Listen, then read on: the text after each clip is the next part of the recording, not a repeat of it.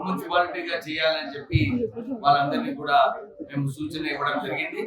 రాష్ట్ర ప్రభుత్వం కూడా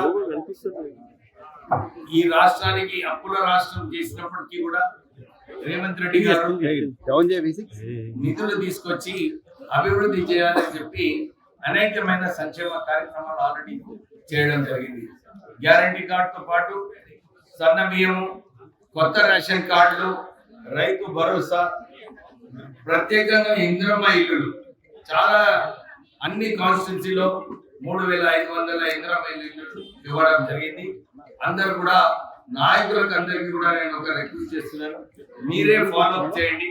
ఎవరైతే అనర్హత ఉన్నారో వాళ్ళందరికీ కూడా ఏదో ఒక సాయం చేసి మనము వారికి ఇల్లు బేస్మెంట్ వరకు కట్టేది అవసరం ఉంది. ఎందుకంటే మా చాలా చోట్ల నేను మెదక్ ఇన్ఛార్జ్ ఉన్నాను, చాలా మటుకు ప్రజలందరూ కూడా బేస్మెంట్ వరకు కట్టుకోవడం జరిగింది. రాష్ట్ర ప్రభుత్వం ఇమ్మీడియట్లీ నిధులు వారికి అకౌంట్లలో వేయడం జరుగుతుంది.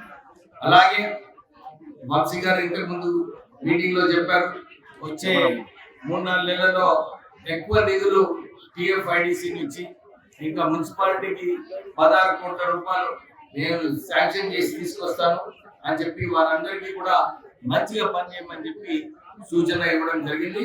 సో కాంగ్రెస్ ప్రభుత్వం ఏదైతే ఎప్పుడు కూడా ప్రజాపాలన ప్రజల కోసం పనిచేస్తుందో మళ్ళొకసారి ఈ అవకాశం ఈ కొత్త మున్సిపల్ బిల్డింగ్ చేసుకొని నిధులు కూడా సరిగా ఖర్చు పెట్టి ప్రజలకు మేలు చేయాలని చెప్పి కోరుతూ ముగిస్తున్నాం.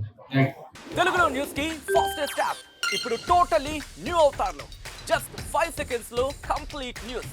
సోషల్ మీడియాలో ట్రెండ్స్ కి వన్ స్టాప్ సొల్యూషన్.